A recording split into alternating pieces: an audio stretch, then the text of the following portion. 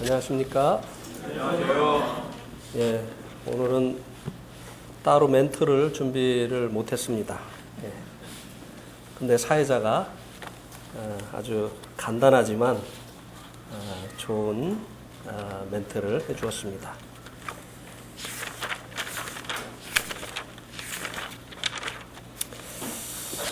오늘 말씀은 지난주에 이어서 로마서 14장 5절에서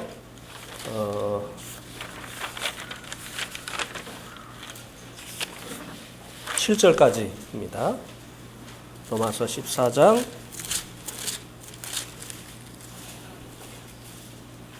5절에서 7절.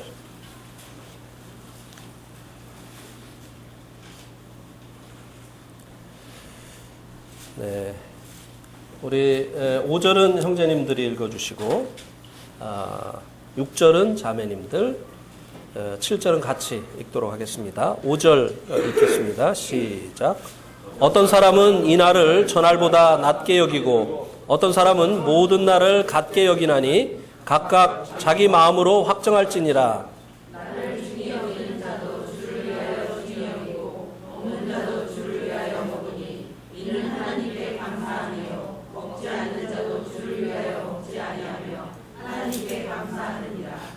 우리 중에 누구든지 자기를 위하여 사는 자가 없고 자기를 위하여 죽는 자도 없도다.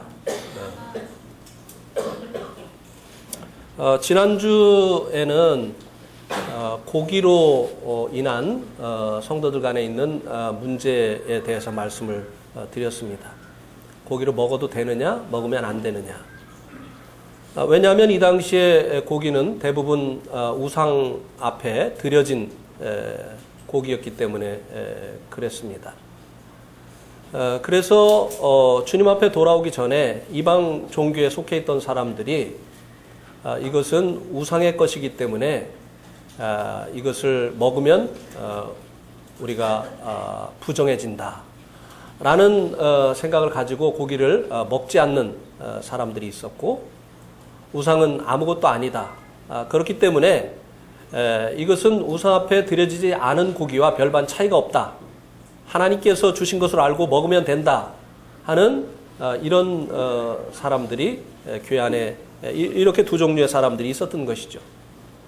그래서 이 두 종류의 사람들이 먹는 사람은 먹지 못하는 사람을 업수 여길 수 있었고, 또 먹지 못하는 사람은 먹는 사람을 이제 판단을 할 수가 있는 이런 문제가 있었던 것이죠.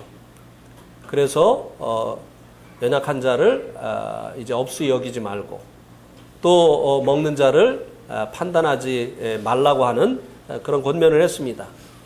그런데 5절부터 7절에는 이제 날 문제에 대해서 말씀을 해주고 있습니다. 어떤 사람은 성도 중에 어떤 이는 어떤 날이 다른 날보다 중하다고 여기는 성도들이 있었던 것입니다. 그런데 이제 또 다른 성도들은 모든 날을 같게 여긴 것입니다. 그래서 이제 모든 날을 같게 여기는 이 성도가 믿음에 성숙한 성도인데, 아직까지 이 믿음의 성숙함에 이르지 못한 이 성도들에게 믿음이 성숙하지 못하여서 어떤 날을 다른 날보다 중히 여기는 이런 성도들을 판단하지 말 것에 대해서 말씀해 주고 있는 것을 오늘 본문을 통해서 우리들이 이제 확인을 할 수가 있습니다.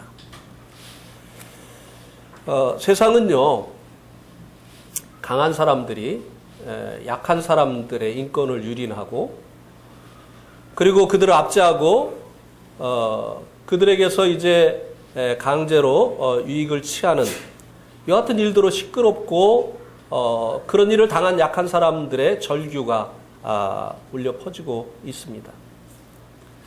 그래서 적어도 교회에서는 그런 일이 일어나서는 안 된다고 하는 것이죠. 강한 자들이 약한 자들의 보호자가 되어주고, 그리고 그들을 도와주고, 그들이 또 강한 자가 되도록 힘써주는 이와 같은 일을 하는 곳이 교회가 되어져야 한다고 하는 그 같은 말씀입니다. 그렇지 않습니까? 교회가 세상과 똑같다고 한다면 교회에 대한 무슨 이제 희망이 있겠습니까? 교회에 대해서 누가 소망을 두겠습니까? 세상이 그러하다 할지라도 교회는 그래서는 안 되는 것이죠. 그래서 강한 자가 약한 자의 그 연약함을 판단하지 말 것에 대해서 말씀해 주고 있습니다. 이 로마에 있는 성도들 중 대다수는 모든 날이 다 같고 특별한 날이 없다고 믿고 있었습니다. 그런데 일부 성도들 중에 특별한 날, 그러니까 주님이 탄생하신 날이라든지 또 부활하신 날, 그리고 고난받으신 날 등을 더 귀히 여기는 이런 이들이 있었던 것입니다. 그러나 이들이 이렇게 이제 특별한 날로 여기는 것은 그 후에 로마 카톨릭에 의해서 제정되어진 크리스마스라든지 부활절이라든지 고난주간과 같이 절기로 정해서 그 날들을 지킨 것은 아니었다고 하는 것입니다. 이것은 역사적으로 증명이 됩니다. 왜냐하면 이제 이 로마서가 기록될 당시는 AD 57년입니다. 주님이 오시고 나서 57년도 정도에 이 로마서가 기록이 되었습니다. 이때 이 성도들 중에 로마에 있는 이 성도들 중에 일부가 어떤 날을 특별한 날로 여기는 자들이 있었다고 하는 것입니다. 그런데 이제 이 크리스마스라든지 주님이 탄생하신 날을 크리스마스, 그리고 또 이제 주님이 부활하신 날을 이스터, 뭐 또 고난주간, 이렇게 이제 그 절기를 정한 것은요 300년이 지난 후라고 하는 것입니다. 이 로마서가 쓰여지고 나서 300년이 지나고 난 후에 크리스마스라는 절기, 부활절, 그리고 또 고난주간, 이런 절기들이 정해졌기 때문에 이 로마에 있는 성도들이 특별한 날로 여기는 것은 이렇게 그 날을 절기처럼 지키는 그러한 일을 행한 것은 아니었다고 하는 것입니다. 이 크리스마스는 353년경에 교황 라이 베리어스라고 하는 사람에 의해서 선포가 되어졌습니다. 이 로마 사람들은 동절기에 태양신을 섬기는 이런 토착적인 이런 축제 기간을 가지고 있었습니다. 그들이 이제 기독교로 개종을 하면서 이 태양신을 섬기는 그 날을 예수님 탄생일로 바꿨던 것입니다. 그러니까 이 토속적인 것과 이 성경에 있는 예수님 탄생하신 이 날을 이제 믹스를 시킨 거죠. 성경에 예수님께서 당신의 돌아가신 날을 기념해 달라고 부탁하신 일은 있어도 탄생한 날을 기념해 달라고 하는 그런 부탁한 일은 없다고 하는 것입니다. 주님이 부탁하시지도 않은 이 크리스마스라고 하는 주님의 탄생일을 기념하는 이 일이 바로 이렇게 로마 사람들의 그 토착신앙으로부터 오게 되어진 것이라고 하는 것입니다.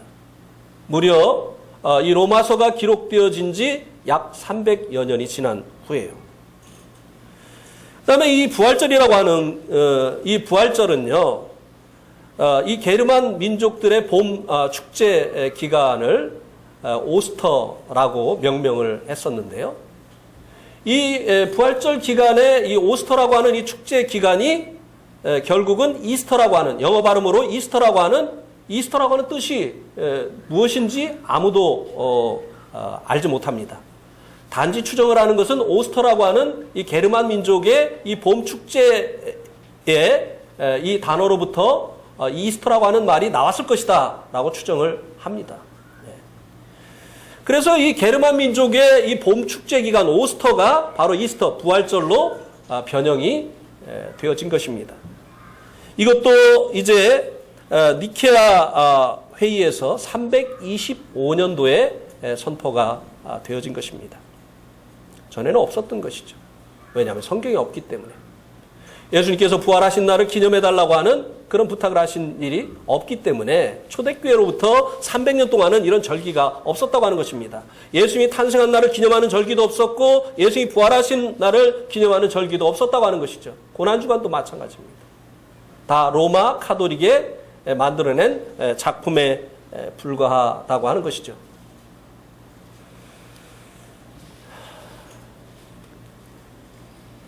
이 고난주간도 313년에 콘스탄틴 황제에 의해서 기독교가 공인이 되면서부터 공식적으로 지켜지기 시작을 한 것입니다.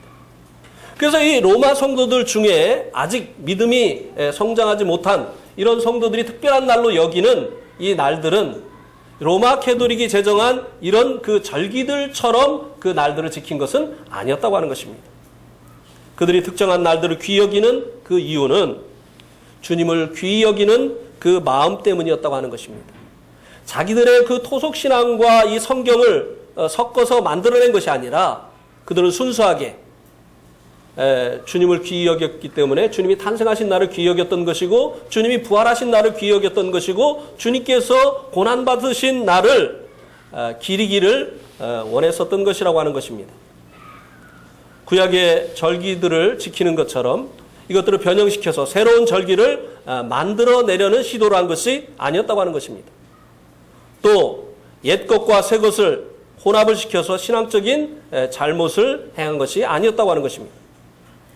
그러므로 이런 일들은 판단을 받아야 될 그 같은 문제가 아니었다고 하는 것입니다. 왜 이런 문제에 대해서 판단을 해서는 안 된다고 말씀해 주고 있느냐면요. 그 동기가 순수했기 때문이라고 하는 것입니다. 6절과 7절이 그것을 말씀해 주고 있죠. 6절에 보면은 나를 중히 여기는 자도 주를 위하여 중히 여기고, 그들의 동기가 그 특정한 나를 중히 여기는 그 동기가 주님을 위해서라고 하는 거예요. 어떤 토착적인 것을 버리지 못해서 그것을 기독교 안으로 가지고 들어온 것이 아니라 짬뽕을 시킨 것이 아니라 그들이 특정한 날을 귀히 여기는 것은 바로 주님을 위해서 주님을 귀히 여겼기 때문에 라고 하는 것입니다. 동기가 순수했다는 것이에요. 그 다음에 7절에도 보면 우리 중에 누구든지 자기를 위하여 사는 자가 없고 자기를 위하여 죽는 자도 없다는 것입니다. 믿음이 연약해서 이제 특정한 날을 이제 더 귀히 여기는 이와 같은 자들도 자기를 위해서 사는 자가 아니고 또 모든 날이 다 주님 안에서는 동일하다고 믿는 그들도 이제 자기를 위해서 사는 자가 아니라고 하는 것이죠. 주님을 위해서 사는 자들이기 때문에 그들의 이 동기가 순수하기 때문에 이것은 판단을 하거나 판단을 받아야 되는 그 같은 문제가 아니었다고 하는 것입니다. 그러면 이 문제에 대한 해결책은 무엇입니까? 5절 이제 마지막 부분에 나와 있는데요. 각각 자기의 마음으로 확정할지니라. 나를 귀히 여기는 자도 모든 날이 다 같다고 여기는 자도 각각 그 마음에 확정을 할 것이니라. 확정을 하라고 말씀을 해주고 있습니다. 이 확정을 하기 위해서는요, 하나님의 말씀을 근거로 해서 따져보는 일을 먼저 해야 된다고 하는 것입니다. 이것으로 확정을 할 것이냐, 저것으로 확정을 할 것이냐, 라는 것을 정하기 전에, 확실하게 정하기 전에, 먼저 하나님의 말씀을 통해서 어느 것이 하나님의 말씀에서 증거해주고 있는 바인지 따져보는 이와 같은 일을 먼저 해야 된다고 하는 것입니다. 임의로 해서는 안 되는 것이죠. 또 많은 사람들이 따라가고 있다고 해서 무조건 이제 부안해동해서 따라가도 안 되는 것이죠. 어느 것이 성경에 증거하는 바이냐, 먼저 성경을 살펴보고 성경을 통해서 따져보는 이와 같은 일이 필요하다고 하는 것입니다. 그럼 고린도전서 6장 20절 말씀을 보시겠습니다. 고린도전서 6장 20절.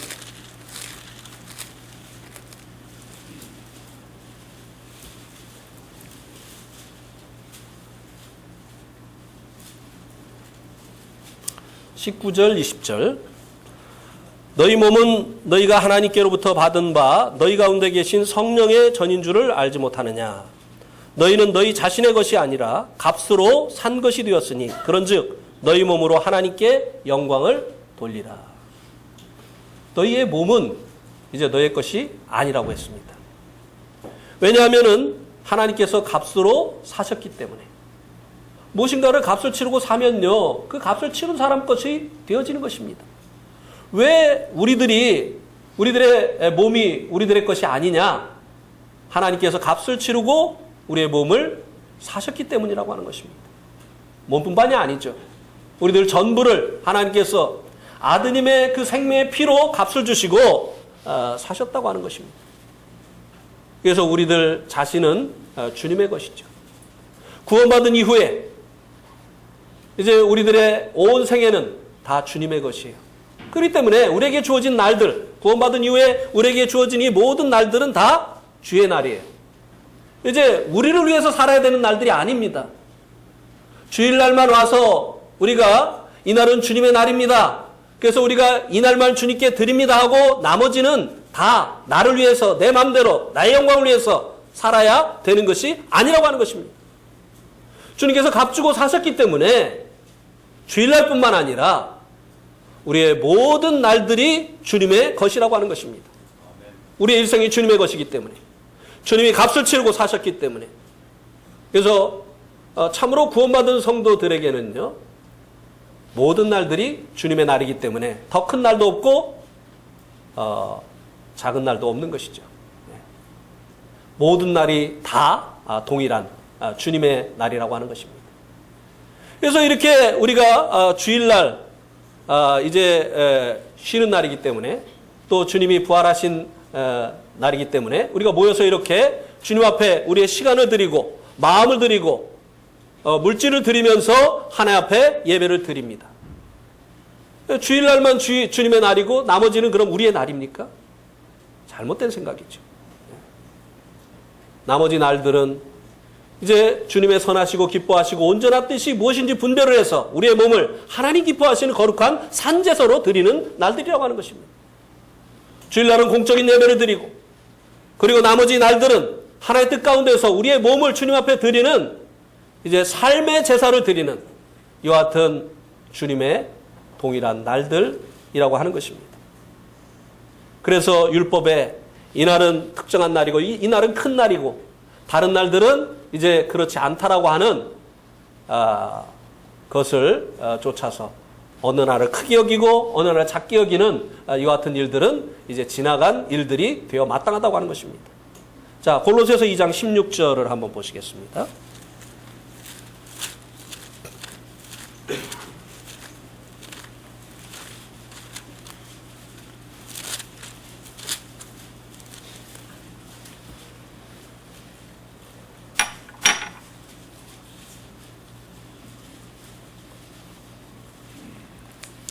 이제 이런 생각을 가진 사람들이 어떻게 행동을 하느냐면요, 주일날만 주의 날이다.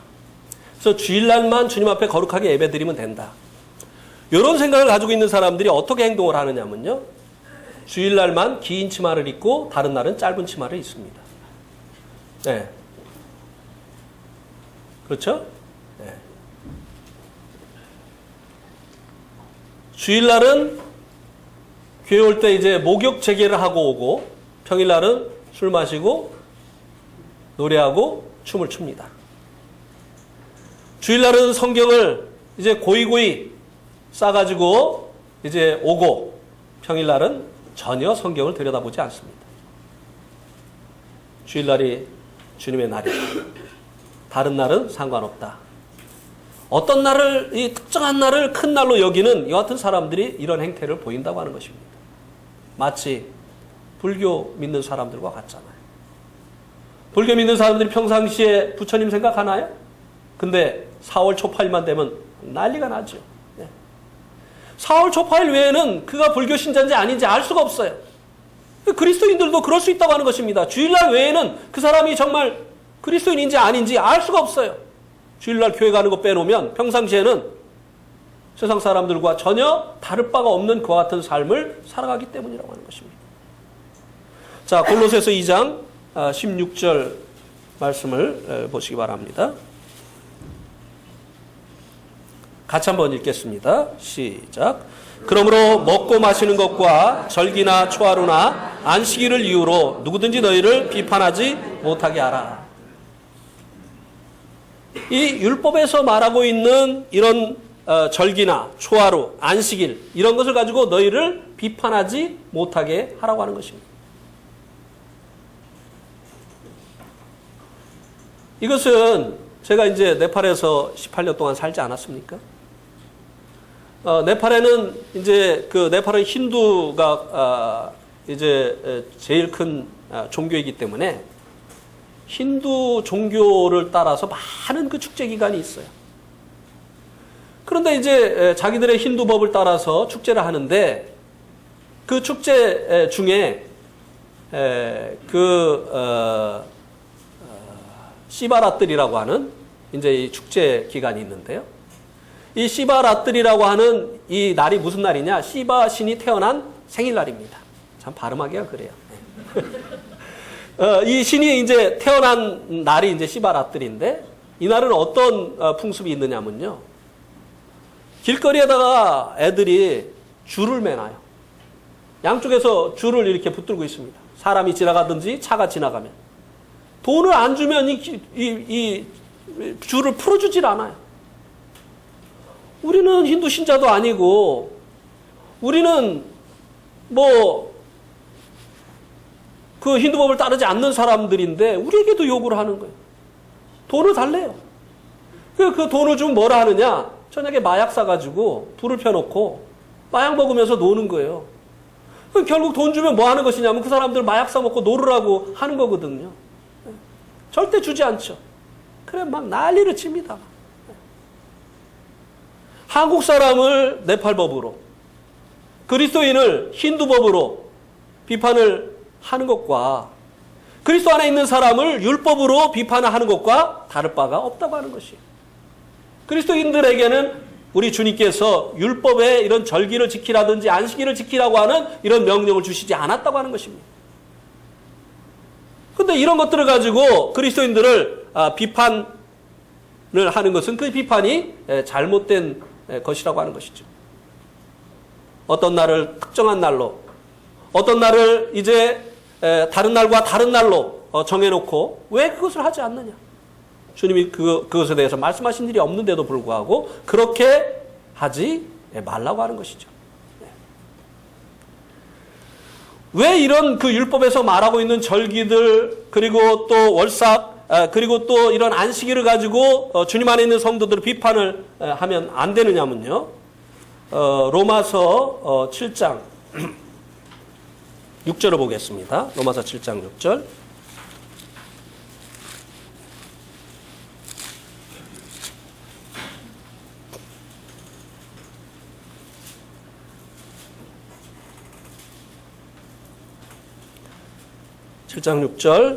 이제는 우리가 얽매였던 것에 대하여 죽었으므로 율법에서 벗어났으니 이러므로 우리가 영의 새로운 것으로 섬길 것이요 율법의 조문에 묵은 것으로 아니할지니라. 우리가 이제 얽매였던 그 율법으로부터 이제는 주님과 함께 십자가에 못 박혀 죽음으로 인해서 벗어나게 되어졌다고 하는 것입니다.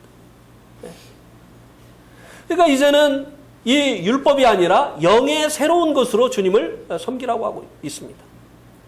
자, 어떤 아이가 초등학교를 졸업하고 이제 중학교에 갔어요. 그럼 이 아이가 초등학교의 그 학칙을 따라야 되겠습니까? 중학교의 학칙을 따라야 되겠습니까? 이제 이 초등학생이 중학교에 가면 이제는 더 이상 이 초등학교의 학칙을 따르지 않습니다. 이 중학교의 학칙을 따르게 되어지는 것이죠. 이제 그리스도 안에 있는 이 성도들은 율법이 아니라 바로 영의 새로운 것으로 주님을 섬겨야 된다고 하는 것입니다. 그래서 이제 율법에 속한 이런 절기라든지 월삭이라든지 안식을 가지고 주님 안에 있는 성도들을 비판을 해서는 안 된다고 하는 것이죠. 왜 안 하느냐? 왜 안 해요? 주님이 주신 일이 없으니까. 주님이 영의 새로운 것으로 섬기라고 말씀하셨으니까. 당연한 것이죠. 안 하는 것이.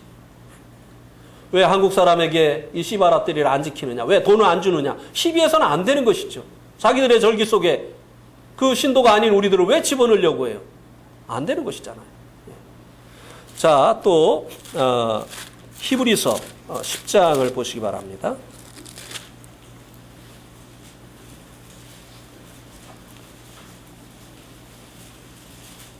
히브리서 10장 1절.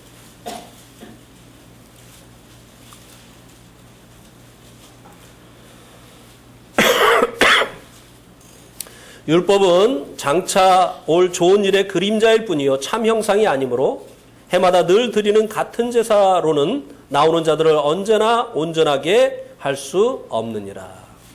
율법은 참 형상이 아니고 그림자라고 했습니다. 참 형상은 예수 그리스도시죠.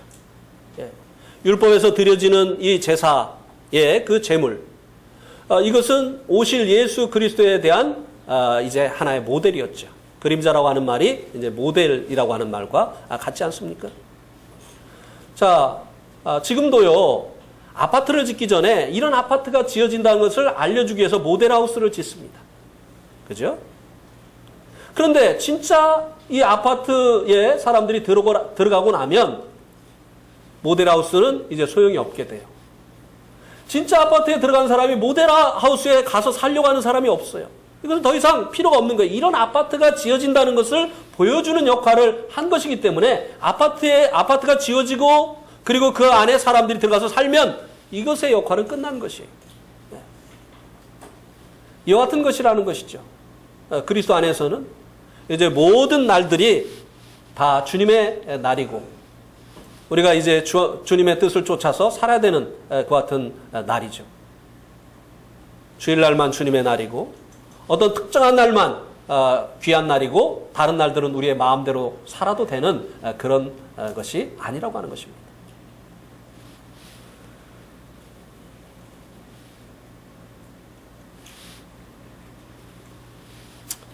저희들이 이제 네팔에서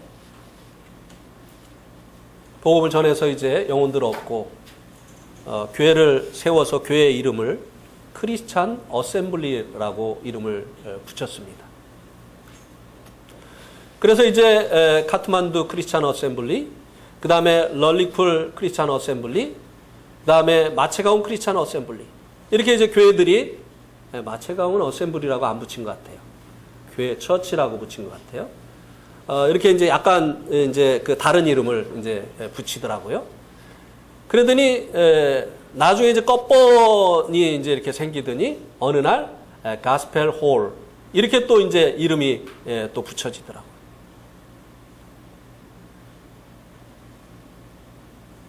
그런데 이제 둘 다 맞는 것입니다. 크리스찬 어셈블리라고 하는 것은 그 교회에 모이는 사람들을 명명한 것이고 가스펠 홀이라고 하는 것은 사람들이 모이는 그 장소를 명명한 것입니다. 여기는 복음을 전하는 장소다. 이 장소 안에 크리스찬들이 모이고 있다. 뭐가 달라요? 그런데 왜 이 건물을 복음을 전하는 이 건물을 그곳에 모이는 사람들로 명명을 하느냐 하면서 비판을 하고 판단을 하는 이것이 잘못이죠. 그러면 또 반대측에서는 또 어떻게 그 이야기를 합니까? 반대측에서는 아니 우리가 문패를 다는데 우리 집에다가 문패를 다는데 이현웅의 집이라고 답니까? 그냥 이현웅이라고 답니까? 뭐라고 달죠? 문패 다를 때? 이현웅의 집이라고 다는 사람 봤어요? 예, 근데 네팔 사람들은 합리적이에요. 누구누구의 집 그렇게 달더라고요. 예. 근데 우리는 문패 달 때 그렇게 안 달잖아요. 그냥 그 사람 이름 써놓잖아요. 그럼 그걸 어떻게 이해하죠? 아, 이 집에 이 사람이 사는구나. 이 집이 이 사람의 집이구나. 예. 크리스찬 어셈블리, 그리스도인들의 모임. 이 안에 그리스도인들이 모이고 있구나. 그렇게 이해하면 되는 거잖아요. 그런데 왜 건물에다가 가스펠 홀이라고 복음을 전하는 장소라고 하지 않고 왜 그 안에 모이는 사람들을 명명을 하느냐? 문제가 아닌 것을 문제를 만드는 것이 문제죠. 네. 이해할 수 있는 서로 이제 그 원래의 그 동기, 그것이 이제 이해가 되어지면 받으면 되는 것인데, 자기와 같지 않다고 해서 이제 그것을 판단하면 그 판단하는 것이 문제가 되어진다고 하는 것입니다. 또 악기를 사용하는 교회와 악기를 사용하지 않는 이런 교회가 있습니다. 뭐 여러 가지 이제 그 악기를 왜 사용하느냐, 사용하지 않느냐에 대한 여러 가지 얘기가 있습니다만, 특별히 한 말씀을 소개를 하겠습니다. 에베소서 5장 19절 말씀을 보시기 바랍니다.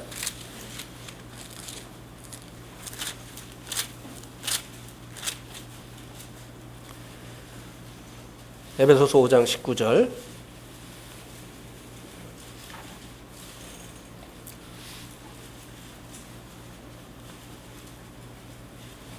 같이 한번 읽겠습니다. 시작.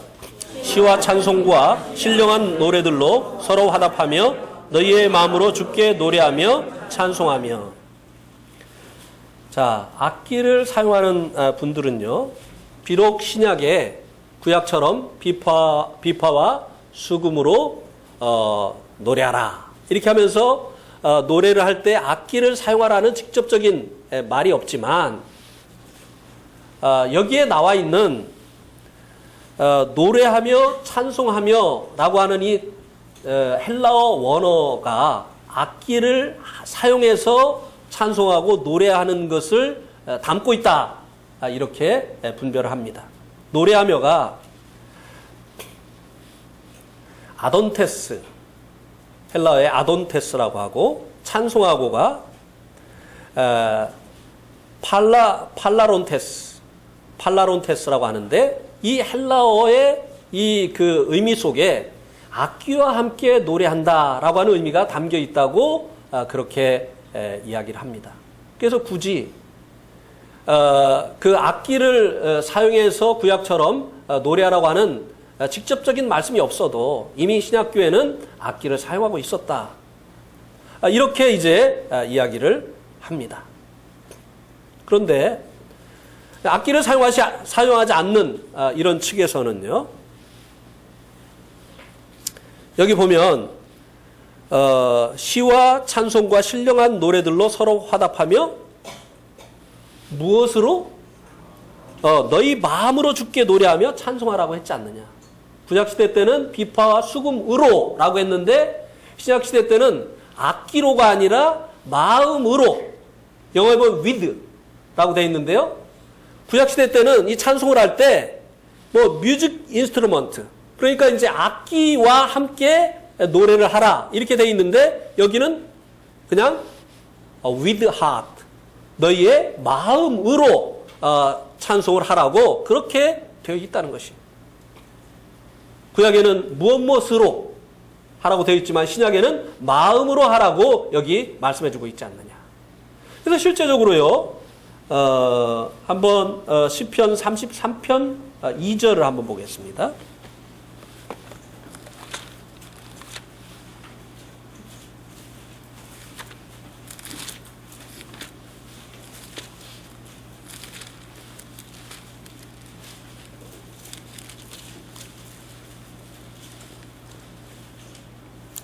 자, 33편 2절에 보면 뭐라고 했습니까?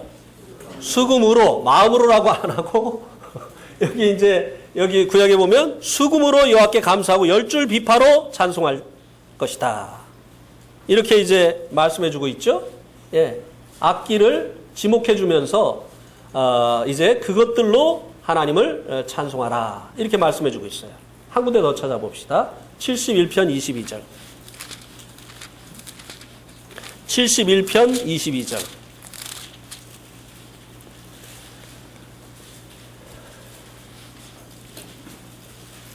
71편 22절에 보면 나의 하나님이여 내가 또 무엇으로? 비파로 주를 찬양하며 주의 성실을 찬양하리이다. 이스라엘의 거룩하신 주여 내가 무엇으로? 수금으로 주를 찬양하리이다. 구약은 이렇게 어떤 악기를 지목해서 그 악기로 찬양을 한다, 또 악기로 찬양을 하라, 이렇게 말씀해 주고 있는데 신약에서는 무엇으로? 마음으로 찬양을 하라고 했기 때문에 이 신약에서는 악기를 사용하지 않는 것이 맞다라고 이 악기를 사용하지 않는 측에서는 주장을 합니다. 네. 그래서 이제 그리스도 교회도 이 악기파와 무악기파로 이렇게 나누어져서 악기를 사용하는 측에서는 이것을 주장하고 악기를 사용하지 않는 측에서는 또 마음으로 하라고 했다. 이렇게 이제 그 이야기를 하죠.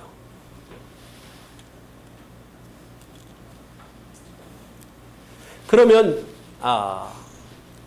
저는 이 둘 다 사실 수긍하지 않습니다. 이 헬라어에 악기를 사용하라고 하는 사용해서 찬양한다고 하는 그런 의미가 포함이 되어 있다고 하는 것도 수긍하지 않고 또 여기 마음으로 하라고 했다는 것이 악기를 사용하지 말라고 하는 말씀이라고 하는 것에 대해서도 수긍하지 않습니다. 그러면 왜 구약시대 때는 이렇게 악기를 지목해서 찬양할 때 찬양하라고 했는데 신약 시대에는 악기를 사용하라는 말이 없느냐고 하는 것이에요. 이 악기는요, 사실 이 신약시대 때 부자들의 사치품이었습니다. 신약교회 성도들은 극히 소수였습니다. 그리고 신약교회 초창기의 성도들은 대부분 종들이었습니다. 악기를 소유할 수 있는 사람들이 없었을 것입니다. 소유한다 할지라도 악기를 다룰 수 있는 사람들도 극히 드물었을 것입니다. 실제적으로요. 제가 네팔에 갔을 때 네팔 전국에서 피아노 있는 집을 찾아보기가 힘이 들었어요. 여러분 믿으시겠어요? 네팔 전국에서 피아노 있는 집을 찾아볼 수가 없었어요. 그런 곳에서 피아노로 주님을 찬송하며 이렇게 하면은 이게 가능합니까? 네. 구약시대 때는 이 국가적으로 왕이 주도를 해서 이제 하나님을 섬겼기 때문에 하나님을 예배하기 위한 악기를 만들기도 하고 그 악기를 가지고 하나님을 찬송하는 것이 어렵지 않았습니다. 그러나 이 신약시대 때는 종들이 모여서 시간 내기도 힘든 이 종들이 모여서 그들이 언제 악기를 배우고 또 배웠다 할지라도 악기를 소유할 수 있는 그들이 재력이 어디 있습니까? 그들에게 예배를 드릴 때는 어떤 악기를 사용해서 예배를 드려야 된다. 또 찬송을 할 때는 어떤 악기를 사용해라. 이렇게 했다고 한다면 이것은 불가능한 요구를 하는 것이 아니겠느냐고 하는 것이에요.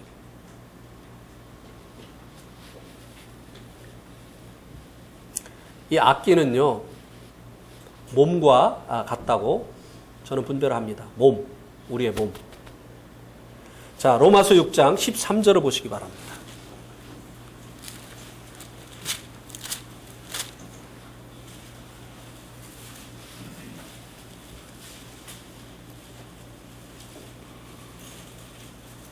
로마서 6장 13절 같이 읽겠습니다. 시작.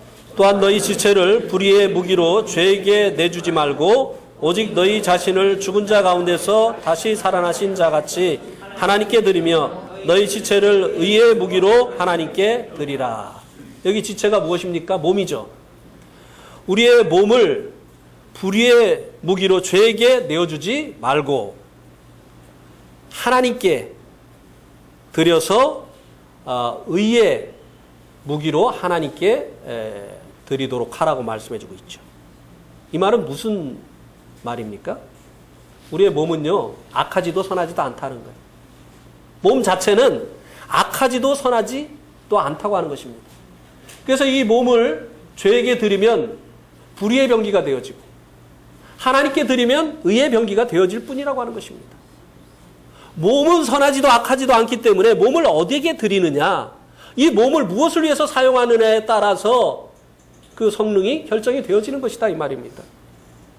악한 도구가 되든지 선한 도구가 되는데 이 몸을 죄에게 드리느냐 아니면 하나님께 드리느냐, 이것에 따라서 그 기능이 결정이 되어진다고 하는 것입니다.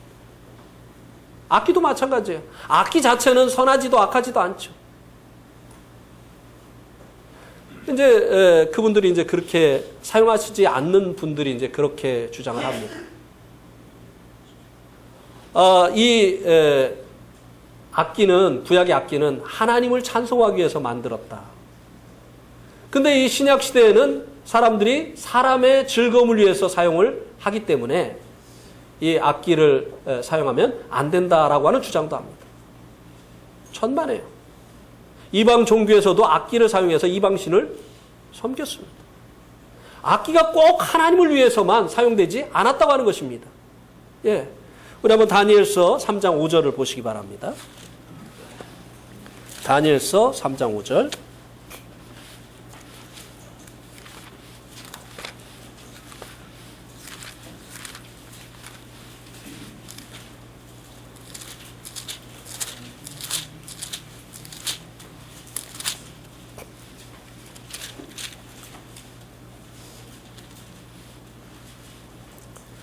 너희는 나팔, 피리와 수금과 삼현금과 양금과 생황과 및 모든 악기 소리를 들을 때 엎드려 느부갓네살 왕에 세운 금신상에게 절하라. 지금 악기를 누구를 위해서 지금 사용하고 있습니까? 느부갓네살 왕 그리고 금신상을 위해서. 악기가 꼭 하나님을 위해서만 사용되지 않았다는 거예요. 이 악기가 하나님을 위해서 사용될 때도 있었고, 그리고 이방신을 위해서 또 사람을 위해서도 사용될 때가 구약시대 때도 엄연히 존재하고 있었다고 하는 것입니다. 이방 종교의 사람들이 자기들 그 나름대로의 예배를 드릴 때 그들도 악기를 사용했다고 하는 것이에요. 그렇기 때문에 구약시대 때는 하나님을 위한 악기였는데 신약시대에 와서 이것이 사람을 위한, 사람의 즐거움을 위한 악기로 변화되어졌기 때문에 교회 안에서, 하나님 섬기는 이 교회 안에서 사람을 즐겁게 하는 이 악기가 사용돼서는 안 된다 하는 말이 논리적으로는 맞는 것 같은데 실제적으로는 성경과 맞지 않는다고 하는 것입니다. 악기는 우리의 몸과 같아서 이제 무엇을 위해서 사용하느냐에 따라서 이것이 선한 도구가 되어질 수도 있고 악한 도구가 되어질 수도 있다고 하는 것입니다.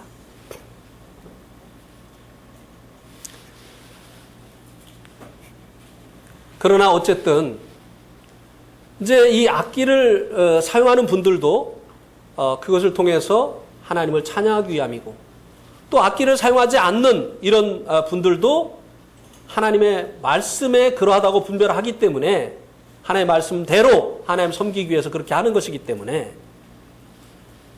그 동기를 본다고 한다면 이제 서로를 그 인정해 주고 또 그것을 가지고 서로 판단하면서 교제하지 못하겠다고 하는 이런 일을 해서는 안 된다고 하는 것입니다. 고린도전서 8장 1절에 보면 지식은 교만하게 하지만 사랑은 덕을 세운다고 말씀을 하셨기 때문입니다. 그러면 이제 이렇게 영적으로 이제 성숙하지 못했기 때문에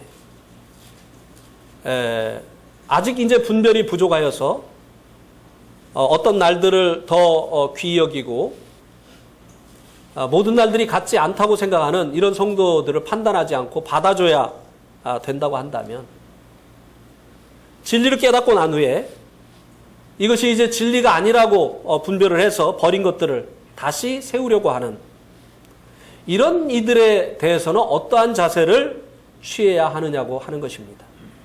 이것은 진리가 아니다. 이것은 성경이 말씀해주고 있는 것이 아니다. 예를 들면 이제 중세시대 때 종교개혁이 일어나지 않았습니까? 천주교가 속죄권을 팔고 이제 기독교 국가에서 태어나면 세례를 주고 예수님을 믿은 것과 상관없이, 그리고 이제 매주 미사라고 하는 제사를 드리고 하는 이런 그 성경을 떠난 것을 다 개혁을 하지 않았습니까? 성경에 없는 것들은 다 버리고 그리고 우리가 성경으로 돌아가자. 그렇게 했는데 다시 성경에 없는 것이기 때문에 버렸던 것으로 돌아가는 그런 이들에 대해서도 믿음의 연약한 자들을 대하는 것처럼 판단하지 말고 그리고 용납해주고 그렇게 해야 되느냐라고 하는 문제입니다. 그런 이들에 대해서도 이 말씀을 적용을 해야 되느냐 하는 문제입니다. 갈라디아서 2장 18절 말씀을 한번 보시기 바랍니다.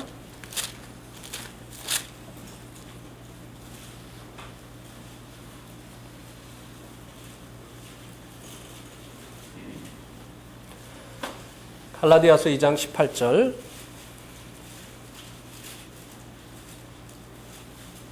같이 읽겠습니다. 갈라디아서 2장 18절 시작. 만일 내가 헐었던 것을 다시 세우면 내가 나를 범법한 자로 만드는 것이니라. 헐었던 것을 다시 세우면 나를 범법한 자로 만드는 것이다.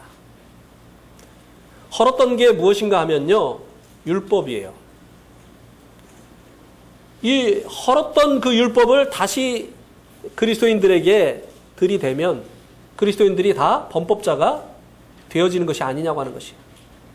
자, 율법에는 안식일을 지키라고 돼 있습니까? 안 돼 있습니까? 근데 그리스도인들은 언제 모여서 주님을 예배하죠? 네, 안식 후 첫날. 그럼 율법을 가지고 왜 안식일 날 예배를 안 드리고 왜 안식일 다음날 예배를 드리느냐 하면은 율법에 의해서 우리가 주일날 예배를 드리는 사람들이 뭐가 돼요? 율법을 범한 사람들이 되는 거예요. 네. 자, 율법에는 유월절을 지키라고 돼 있습니까? 안 돼 있습니까? 근데 유월절 우리 지켜요? 안 지켜요? 언제인지도 모르죠. 속죄일도 언제인지도 우리 모르잖아요. 그런데 이런 것을 다시 그리스도인들에게 들이대면, 이것을 세우면 우리는 율법에 의해서 범법자가 되어지는 것이다 이 말입니다. 이것은 주님께서 폐해 주신 거예요. 그리스도인들은 율법에 대해서 죽은 자라고 하는 것이죠. 이게 이제 이 말씀의 배경이 뭐냐면요, 바나바가 갈라디아에 있을 때, 바나바는 유대인이잖아요. 그런데 이제 갈라디아 성도들이 대부분 이제 지금의 이제 터키 남부 지역인데, 이 갈라디아의 성도들이 대부분 이방인이었단 말이죠. 그러나 그리스도 안에서 이방인과 유대인이 하나가 되어졌기 때문에 그리스도 안에 있는 사람들은 이방인도 아니고 유대인도 아니고 새한 사람이잖아요. 교회는 새로운 족속이에요. 그래가지고 막힘없이 교제를 하고 그래서 같이 음식을 먹고 있었단 말이에요. 그런데 야고보에게서 온 사람들이 왔어요. 할례주의자, 율법주의자들이 왔어요. 그러니까 겁이 나가지고 그들에게 판단받을까봐 이 바나바가 뒤로 싹 물러났어요. 그들하고 먹지 않는 것처럼 뒤로 싹 물러났습니다. 이것은 뭐지요? 다시 바나바가 율법 아래로 다시 내려간 거예요. 네팔은 이제 그 힌두 교가 이제 국교였었는데 90%가 이제 힌두교 신자지요. 힌두교에는 이제 카스트 제도가 있어요. 그래서 높은 계급하고 낮은 계급하고 같이 음식을 못 먹습니다. 낮은 계급이 물 드세요 하면은 절대로 받아 먹지 않아요. 딱이 맞아요. 네. 왜냐하면 이 낮은 계급은 부정한 사람이고 이 높은 계급은 이제 거룩한 사람이기 때문에 낮은 계급과 함께 음식을 먹는다든지 낮은 계급과 접촉을 하면 그에 의해서 이 거룩한 이 높은 계급이 부정해진다고 믿기 때문에. 그래서 낮은 계급과 높은 계급이 같이 식사를 할 수가 없습니다. 근데 교회 안에서는 하거든요. 그러니까 이제 집에 가서도 이런 일이 이제 연속이 되는 거예요. 어느 날 높은 계급의 형제가 낮은 계급의 천민 형제들을 초청해서 고기를 구워서 막 먹었어요. 그것도 소고기를. 큰일 나죠. 힌두교 사람들은 소고기를 먹으면. 소고기를 구워서 막 먹고 있는데 힌두교 신자인, 아주 힌두교에 열심히 있는 아버지가 싹 들어왔어요. 이 형제가 어떻게 했겠습니까? 당황을 했죠. 그래서 어떻게 해요? 싹 물러났어요. 그리고 집에들 가. 이렇게 했단 말이에요. 그러면 이 형제가 지금 어디로 다시 돌아간 겁니까? 잠깐 동안이지만 힌두 법 아래로 다시 돌아간 것이에요. 그러면 그 아버지가 볼 때, 힌두교 신자인 아버지가 힌두교의 법으로 볼 때 이 아들은 뭐예요? 범법자가 되는 거예요. 예수님은 이 그리스도인들을 다 죄를 짓게 하는 분이 되는 거예요. 힌두교의 법으로 볼 때. 그죠? 어떤 일이 있었느냐면요. 그 어떤 형제, 제일 높은 계급의 형제와 형제 가족과 그리고 그 동생과 저희들과 함께 한국 식당에 가서 고기를 먹었습니다. 우리는 소고기를 시켜서 먹고 네팔에서는 소고기 구하기가 힘들어요. 그래서 이제 소고기를 시켜서 먹고 그 동생은 소고기를 힌두 신자니까 소고기를 먹으면 안 되니까 닭고기를 시켜줬어요. 배려를 했죠. 근데 지가 물어보지도 않고 우리 먹는 고기를 먹었단 말이에요. 물어봤더라면 얘기를 해주죠. 이거 소고기라고. 근데 우리가 먹는 게 맛있어 보이니까 물어보지도 않고 이 소고기를 먹었어요. 그리고 나중에 알았어요. 지가 먹은 게 이 소고기라는 거. 난리. 내가 이 죄를 어떻게 씻어야 돼? 왜냐하면 이 힌두 신자들에게 이 소는요, 엄마의 개념이거든. 엄마 고기를 먹은 거예요. 이 죄를 어떻게 씻어야 되느냐고 막 그냥 막 난리 치고 집에 가가지고 아버지한테 뭐라고 일러 바쳤느냐면 아버지 큰일 났어요. 형이 일주일에 소 한 마리씩 잡아먹어요. 그래가지고 막 동네가 다 뒤집힌 겁니다. 예. 그래서 만약에 이런 그 일들이 두려워서 그들에게 이제 판단받는 것이 두려워서 나 이제 소고기 안 먹습니다. 이렇게 했다고 한다면 무엇입니까? 잠깐 동안이지만 이 힌두 법 아래로 그리스도 안에 있는 이 성도가 힌두 법 아래로 내려가는 것과 같은 것이고 그리고 힌두 법에 의해서 범법자가 되어지는 것과 같은 것이라고 하는 것입니다. 자, 바나바가 하는 행동이 이런 결과를 가져왔다는 것이에요. 율법을 세우고 그리고 율법에 의해서 율법을 지키지 않는 그리스도의 새 계명을 쫓아서 살아가는 이 성도들이 다 범법자가 되게 하는 이런 일을 했단 말이죠. 옛날 것을 다시 세우는. 이 일에 대해서 사도 바울이 어떤 조치를 취했습니까? 판단하지 마라. 연약해서 그렇게 한 것이다. 우리가 받아야 된다. 이렇게 했습니까? 아니요. 한번 보세요. 2장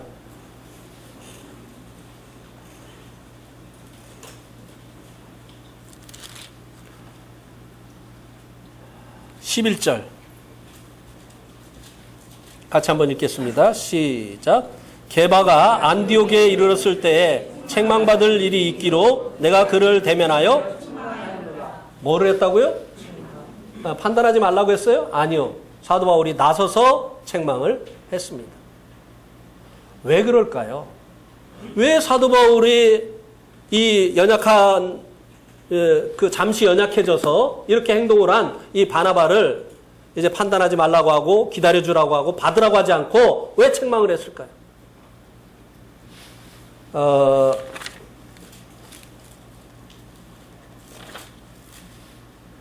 갈라디아서 5장 9절 12절 한번 보시기 바랍니다. 갈라디아서 5장 9절 12절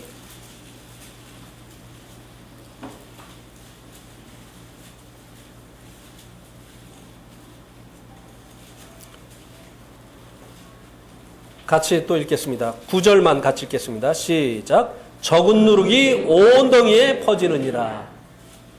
이거를 용납하면 어떤 일이 일어난다고요?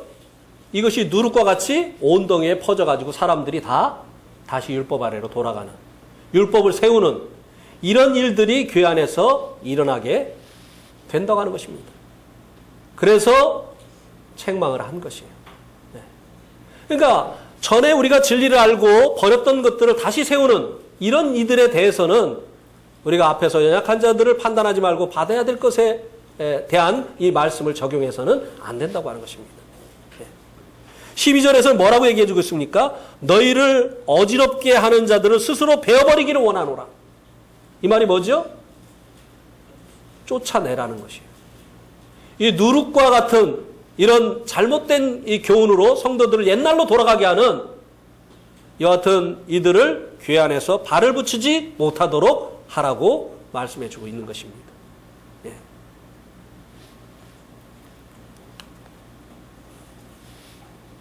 이런 일들을 우리에게서도 찾을 수가 있습니다.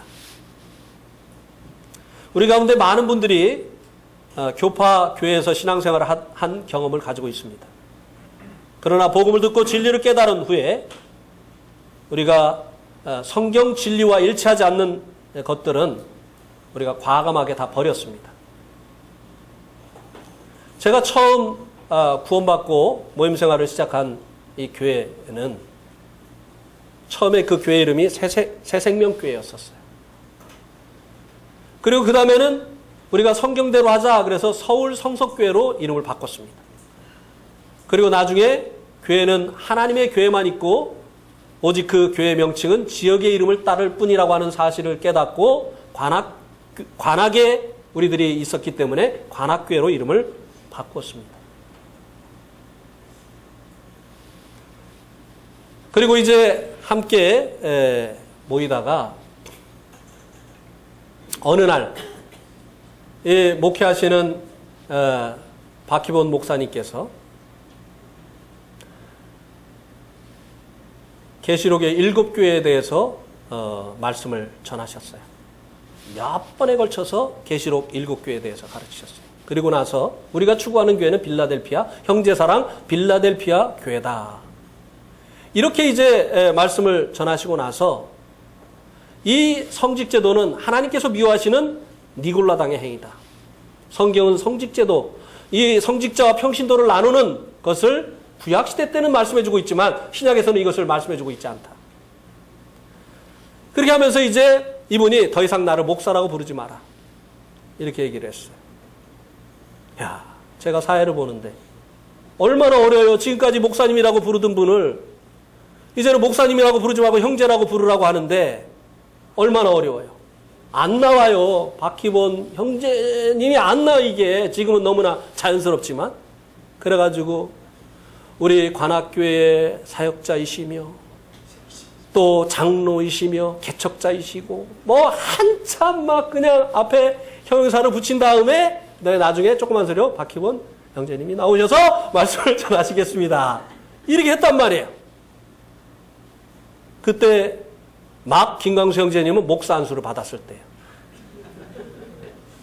그래가지고 지금까지 전도사님 하다가 이제 막 목사님이 됐거든요. 그러니까 이제 습관적으로 목사 안수를 받았는데도 김 전도사님 이렇게 했단 말이죠. 그러면 나 이제 목사야. 목사 안수 받았잖아. 목사야. 그래가지고 김 목사님 뭐 이렇게 하고 있을 텐데 이제 목사 이거 버리라는 거죠. 그러니까 참 안 됐죠. 막 목사 안수 받았는데.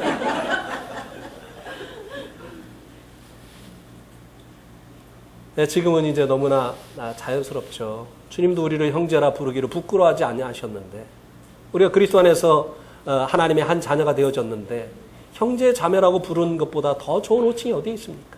네. 집안에 뭐 교수가 있을 수 있고 또 목수가 있을 수 있고 그렇지만 집안의 식구들이 서로를 부를 때 뭐 교수님 이렇게 부릅니까? 또 목수님 이렇게 부릅니까?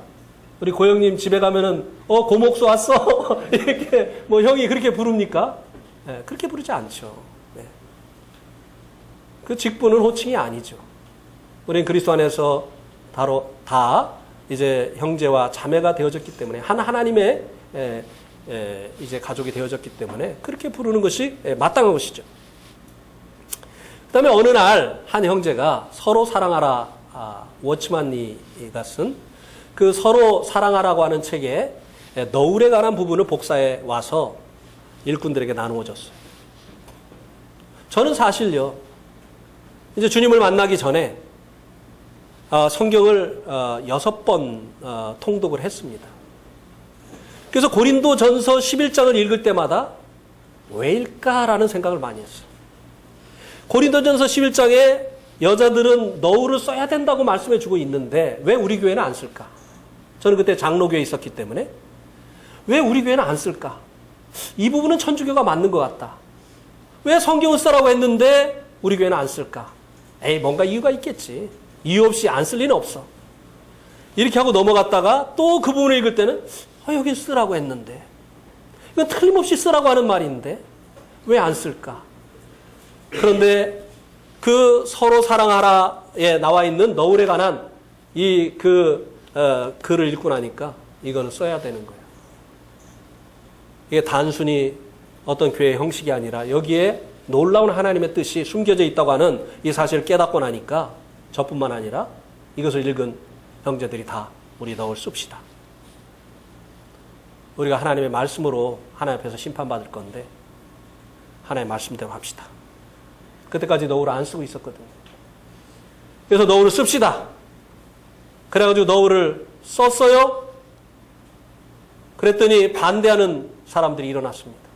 우리가 지금도 장로교니 감리교니 성결교니 교단의 간판을 붙이지 않아서 괜한 오해를 받는데 이거는 장감성이 아니면 이건 1.5단이다. 침례교는 1.5단이다. 그리고 이 교단이 없으면 2단이다. 막 이런 괜한 오해를 받는데 여기에다가 이제 기존 교회들이 쓰고 있지 않은 너울까지 덮었으면 이제는 복음 끝난 거다. 복음 못 전한다. 사람들이 누가 오겠느냐. 이상하게 생각하고. 그러면서 이제 반대하는 형제들이 80명이, 우리가 그때 160명이 모이고 있었는데요. 80명이 나갔어요.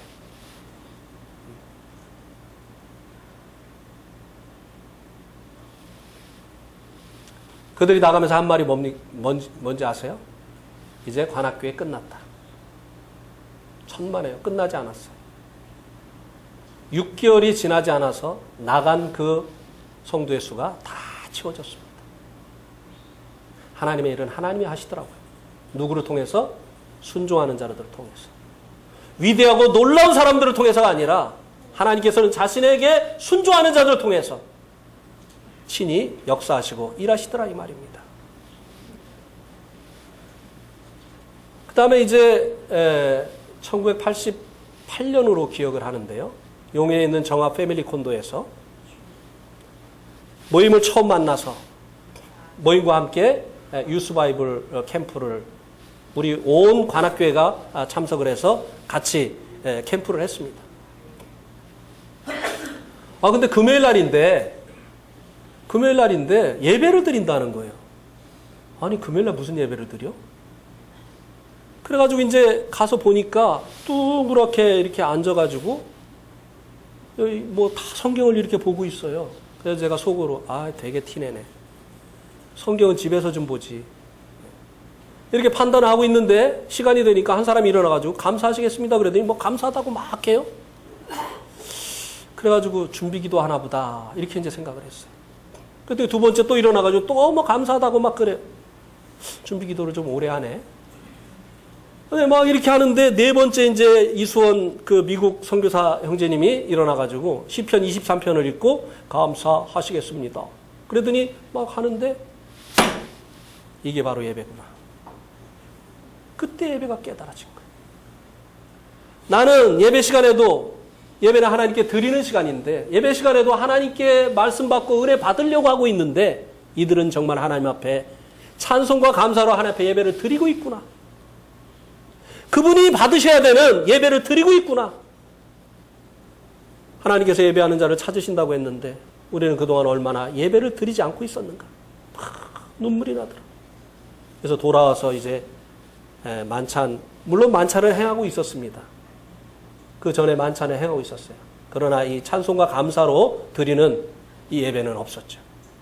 그래서 이제 그때부터 이제 찬송과 감사로 예배를 드리게 됐습니다. 그런데 이렇게 우리를 주도적으로 말씀으로 인도하셨던 그 형제님이 이제는 장로교회로 돌아가서 다시 목사님이 되셨어요. 참 이게 혼란스러웠고요. 어떻게 받아들여야 될지 너무너무 마음이 어려운 이런 시간을 보내야만 됐습니다. 물론 지금도 기도합니다. 그분이 떠나간 이 진리 안으로 다시 돌아오도록 위해서 기도를 하는데 주님이 응답해 주실 것 같아요. 왜냐하면 이 너울 벗고 장로교 간판 붙이고 목사 호칭 붙이면 잘 될 줄 알았거든요. 너울을 썼기 때문에 전도가 안 되고 그리고 이제 매주 만찬을 하기 때문에 사람들이 거부감을 가지고 그리고 형제라고 부르기 때문에 사람들이 우리가 전하는 말에 권위를 안 둔다고 생각을 해서 목사의 호칭을 붙이고 너울을 벗어버리고 장로의 간판을 붙였는데 400명이 모이던 교회가 점점 줄어들어서 최근에 들으니까 3가족만 모인다는 거예요. 700명이 넘는 그 좌석이 있는 그 교회에 지금은 세 가족만 모인다는 것입니다. 주님이 기도에 응답해 주시는 것 같아요. 진리를 버리고 가는데도 잘 된다고 한다면 돌아오겠습니까? 네.